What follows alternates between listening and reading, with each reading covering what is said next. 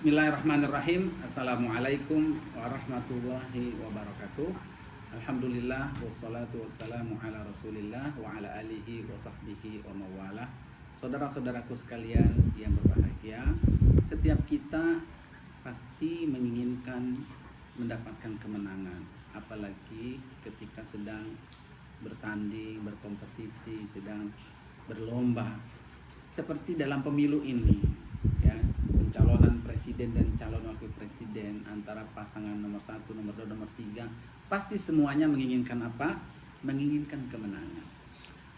Dan apa biasanya yang ada dalam diri para peserta, ya, pendukung dan lain sebagainya, bahwa kemenangan itu kadang-kadang disusupi oleh syaitan. Ya, setiap kita ingin menang, akhirnya apa? Menghalalkan segala cara, berbuat curang, merendahkan, menghina orang lain. Maka kemenangan itu menjadi terkotori dengan sifat para pendukungnya. Tentu kita tidak mau. Kemenangan yang baik, kemenangan yang mahal, yang mulia adalah yang dicapai, diraih dengan cara yang bersih, tidak kotor. Nah, siapapun kita mendukung pasangan nomor 1, nomor 2, nomor 3, menginginkan kemenangan tersebut, tetapi evaluasilah bagaimana sikap kita sekarang ini mensikapi hasil dari pemilu tersebut, di mana KPU belum mengumumkan hasil yang benarnya siapa pemenangnya. Jika ada seorang petarung, ya, sudah mengumumkan kemenangannya padahal pertandingannya belum selesai, ya, tentu itu adalah mencoreng nama baiknya, memalukan, ya. Maka adakah di dalam Al-Quran ayat yang berbicara tentang kemenangan? Kita perlu memahami makna kemenangan ini menurut sudut pandang Al-Quran. Ternyata di antaranya ada Allah Subhanahu wa taala berfirman dalam Al-Quran surat Al-Fat ayat 1, ayat 2 dan ayat 3. A'udzu billahi minasyaitonir rajim. Bismillahirrahmanirrahim. Inna fatahna laka fathan mubina. Sesungguhnya kami telah memberikan kemenangan kepadamu ya Muhammad dengan kemenangan yang nyata. Ayat pertama, statement dari Allah Subhanahu wa taala bahwa kamilah yang memberikan kemenangan kepada engkau wahai Nabi Muhammad. Apa tafsirnya? Maksud ayat ini, yakni bahwa ternyata dari asbabun nuzul surat Al-Fat ayat ke-1 ini terkait dengan sebuah peristiwa yang dialami oleh Nabi Shallallahu Alaihi Wasallam dahulu, yaitu di tahun ke-6 Hijriyah, Nabi SAW dan para sahabatnya hendak menunaikan ibadah umrah, berangkat dari Madinah ke kota Mekah, berjalan kaki susah payah. 6 tahun dipisahkan dari kampung halamannya, tentu amat sangat rindu sekali. Tapi apa yang terjadi? Begitu sudah mendekat kota Makkah, ternyata dihalangi oleh orang-orang kafir Quraisy. Tidak boleh masuk ke dalam kota Makkah, tidak boleh melakukan umroh. Mereka harus balik, dan kalau mau umroh silakan di tahun berikutnya.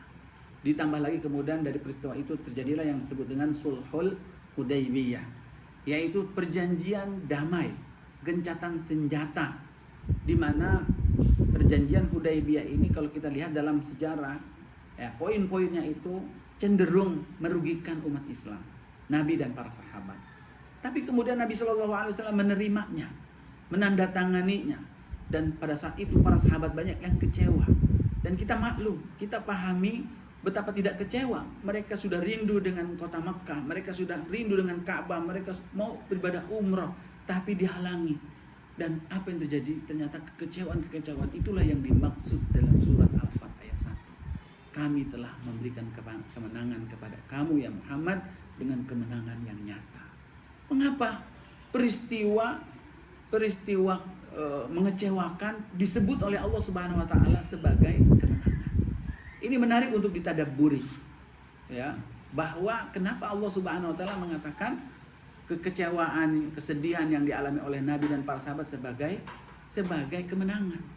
Ini pelajarannya boleh jadi bahwa makna kemenangan itu menurut Al-Quran adalah tidak selalu identik bentuknya ada dengan euforia, dengan hura-hura, dengan kebebasan, dengan kegembiraan yang meluap-luap. Kemenangan itu tidak identik dengan banyaknya uang, tidak identik dengan berbagai macam hal. Ini buktinya apa? Allah menyebut kesedihan yang dialami kaum muslimin dalam peristiwa tersebut sebagai kemenangan. Nah, boleh jadi perbedaan pendapat selama ini antara pasangan nomor 1, nomor 2, nomor 3 yang notabene mereka semua adalah kaum muslimin, boleh jadi adalah terjadinya karena perbedaan sudut pandang apa makna kemenangan tersebut.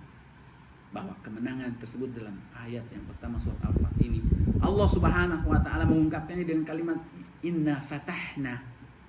Apa arti fatahna secara bahasa? Fataha yaftahu artinya membuka. Mengapa Allah mengungkapkan kalimat kemenangan itu dengan kalimat al-fath? Fataha yaftahu. Tentu ada makna. Ya, makna yang tersimpan dari kalimat tersebut yang harus kita ungkap. Dan ketika kita tadabburi ternyata makna kenapa Allah menggunakan diksinya dengan fatahah, karena saat itu Nabi Shallallahu Alaihi Wasallam dan kaum mukminin pada akhirnya mereka mau membukakan dada mereka mau membukakan hati mereka, yaitu apa?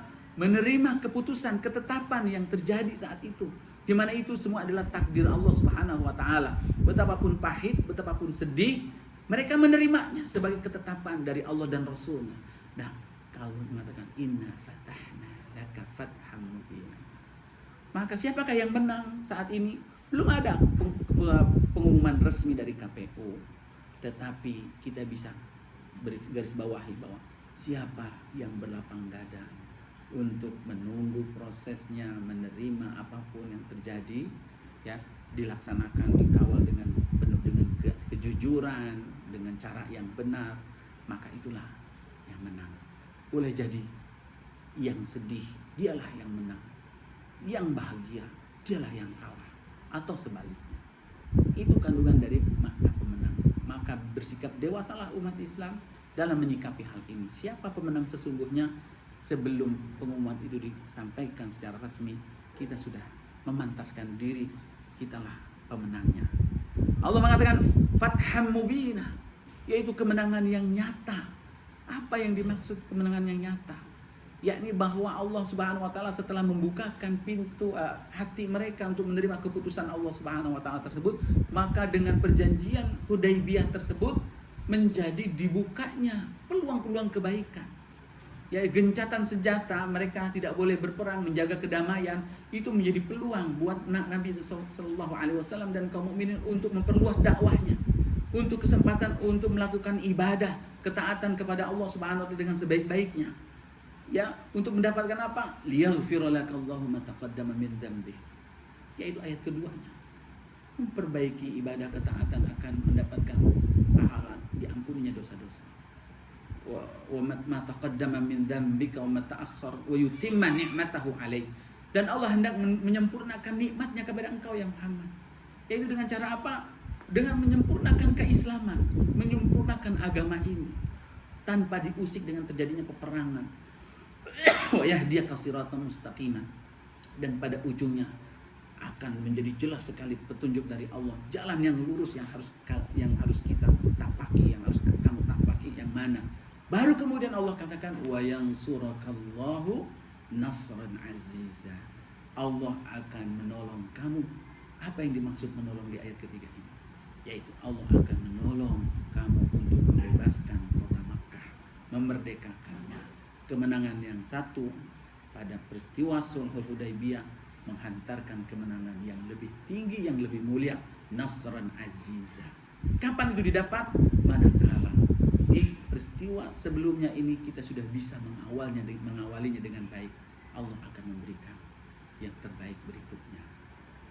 Maka mari sama-sama kita membuka hati kita, dada kita, apapun yang kita lakukan, biarkan prosesnya sedang dilakukan dengan benar dan jujur. Tidak boleh ada yang curang, tidak boleh ada yang zalim. Maka hasilnya apapun, mari sama-sama kita menerimanya. Dan setelah itu ada dilanjutkan dengan kebaikan, meningkatkan ibadah kita, ketaatan kita kepada Allah Subhanahu wa taala. Dan selanjutnya tinggal menunggu kemenangan berikutnya. Demikian yang bisa saya sampaikan. Mudah-mudahan bermanfaat. Assalamualaikum